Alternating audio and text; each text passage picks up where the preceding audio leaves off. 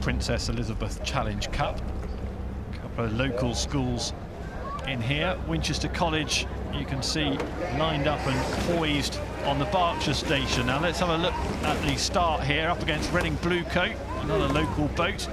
So the eights, off they go past Temple Island. On their right-hand side you can see, and this is a tricky bit of the course, isn't it, Sarah? They have to negotiate quite a lot of challenges at this point in the race. They really have, because the island's right there and it makes it feel thinner than it is, and of course you don't yet have the booms. You've got buoys on the side of you, so you can, if you want to, and go over those points. Your buoys, you won't mean to, but when you get into this piece where they've got wooden booms on either side, you do not want to be anywhere closer than the rower, because you will not. Boom versus blade, boom wins every time. Well, Bluecoat nearest to the camera, some work to do. Quarter of a length, maybe half a length down in the very early stages of this Princess Elizabeth Challenge Cup heat. And if we head downstream now, let's have a look at what's happening now. This is completely turned round. Reading Bluecoat School have come from behind to take more than a length lead. That is a dramatic turnaround. They're still pulling away as well, aren't they? Winchester College floundering a little bit on the Berkshire side of the water, and superb from Reading Bluecoat, who have got themselves organised. They've obviously just calmed it all down in that boat after a slightly tricky departure from Temple Island, and they're moving ahead now, Sarah. That's a brilliant turnaround in the race. Yeah, it really is, isn't it? The Winchester College, a very young crew with a 5 or 6 J16s in there, absolutely took it to them. They really made sure that they could get off the island, have, try and rattle red and blue coats. But you're spot on, Tim. You see them get into this rhythm, and there they are now, really just pressing it away. They know what they want to do. The stroke man, particularly there, completely in the zone, just making sure that he is doing what he needs to do to keep his crew moving on and on and on. Winchester College still staying in there. James Fode, the coach from there, another international that we've been commentating on over the years. You can see he's got this crew up here, he's got them here, and they're getting experience. I'm sure he will be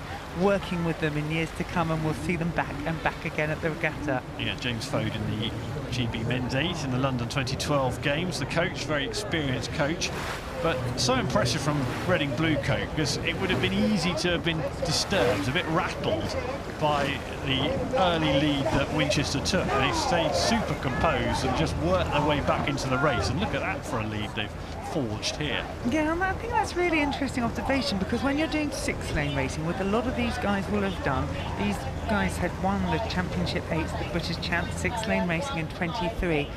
If you don't have the best start, you've got 5 other crews to work through, but at Henley it's tunneling side by side. You don't get a lot of practice in that format. You might get it in your training sessions, you might set up match races, but this can really, affect the mind, and you think about things in different ways.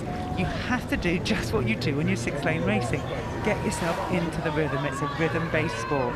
Even with this tailwind, these races are going to take a while. You can see the Cox there with the pink headband on. Anton Matenko for Reading Bluecoat deserves a bit of credit for the way this race has been managed, keeping everybody calm in that boat and leading them to a victory here over Winchester College, which looks a little bit unlikely in the very early stages of the race, but impressive from them, the turnaround in the race, and they will win this by a significant margin.